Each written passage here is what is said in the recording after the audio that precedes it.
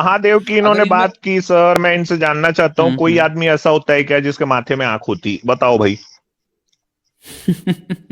बताओ सर। तीन आंख वाला आदमी देखे हो कभी आप? अनसाइंटिफिक है। इन्होंने नहीं, साइंटिफिक नहीं सर, इन्होंने वर्ड यूज किया इंसान अनसाइंटिफिक। के गर्दन पर, हाँ वही मैं बोल रहा हूँ कि हाँ इनको जब अनसाइंटिफिक वर्ड पता है तो धर्मकरण तो उठा के हाँ, पहले फेंक तो देना फिर चाहिए। इसका वो तो हर मतलब चीज इनका उसकी महादेव अनसाइंटिफिक है। अनसाइंटिफिक है, आर्य जी। ईश्वर का होना ही अनसाइंटिफिक है। और वो इनको तो तीन सबसे आंख वाले पहले आदमी का जो एथिस्ट बेटा बन जाना है, चाहिए था। उसके सिर पे हाथी का सिर लगा है, अनसाइंटिफिक।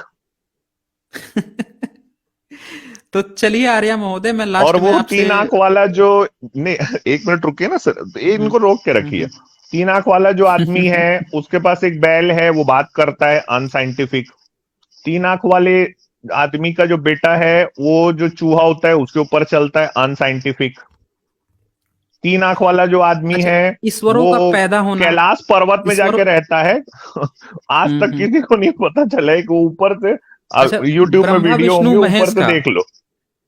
ब्रह्मा का अनसाइंटिफिक। जन्म लेना, विष्णु विष्णु के पेट में से कमल का फूल निकल रहा है नाभि में से, वो अनसाइंटिफिक है।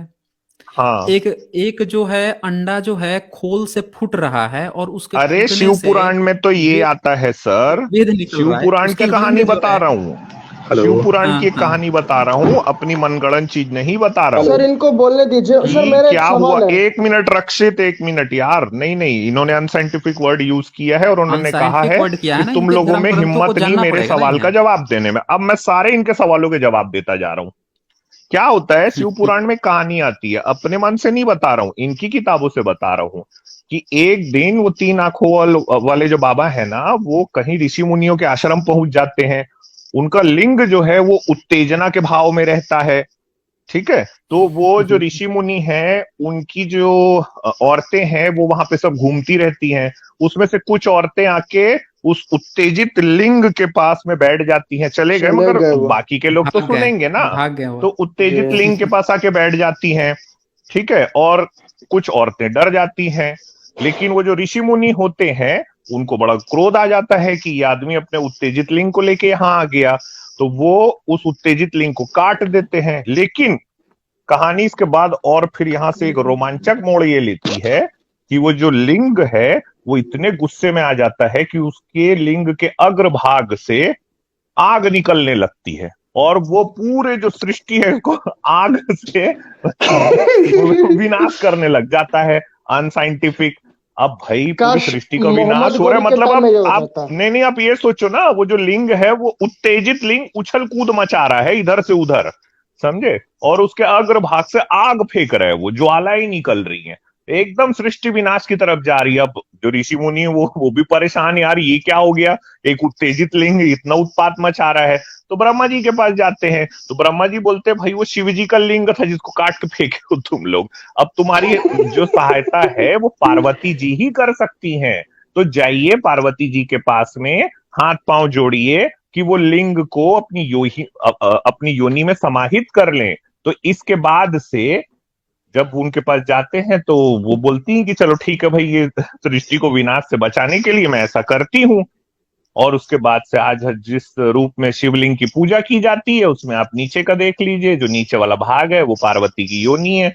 ऊपर में निकला है वो उत्तेजित जो लिंग को काटा गया था, अनसाइंटिफिक। और कंबाइंड बोलो। है स्त्री और पुरुष आओ, दोनों का।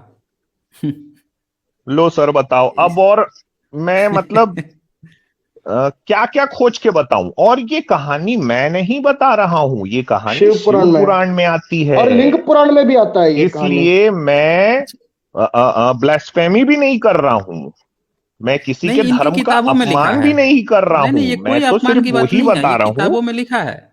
हाँ, इवन जो लिखा इवन इससे है। भी ज्यादा खराब लिखा हुआ है। इवन अगर हाँ। आप ये बृहद पुराण देखें और भागवत पुराण जो है इनका, और इनका कृष्ण वाला जो है, इसको अगर देखें तो उसमें तो लिखा हुआ है कि कृष्ण जब रासलीला करते हैं तो सारे देवताओं की जो स्त्रियां हैं वो भी आ जाती हैं, उनको देख के वो भी कामुक हो जाती है, अपने अपने पतियों को छोड़कर इनके साथ आके ढेर सारे रूप बना लेते हैं और उनके साथ लगती है काम क्रीड़ा करने। सारे देवता ब्रह्म देख रहे हैं, वैवर्त ये तो पुराण। हमारी बीवियां इनके साथ कर रही हैं।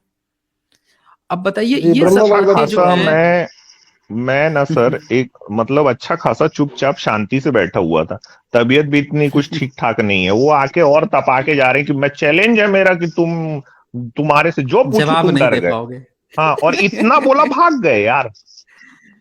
एक्चुअल में ये हमें साइंस समझाने आते हैं, पूछते हैं साइंस कहाँ है। ये लोग साइंस की बात बताने आते हैं हमें, बताइए ये लोग। और इनके पास वास्तव में थोड़ी सी भी अकल होती या थोड़ा सा भी सोचने की शक्ति होती तो, जो मैं बार बार कहता हूं, आज भी इनके अंदर ना वो हिम्मत नहीं जुटा पाए हैं कि हम लोग जात पात कास्टिज्म या जो बुराइयां हैं इनको खत्म कर सकें। ये हमसे लड़ने आते हैं, अरे भाई तुम खत्म करने की क्यों बात कर रहे हो, अरे तुम लोग जो है रेशनैलिटी की क्यों बात कर रहे हो। ये इन लोगों के अंदर ये मानसिकता छुपी हुई है दरअसल। ये यहाँ पे यही बात कहने आए थे, कह रहे तुम लोग रेशनैलिटी क्या बात कर रहे हो, उसी तरह से रहने दो ना।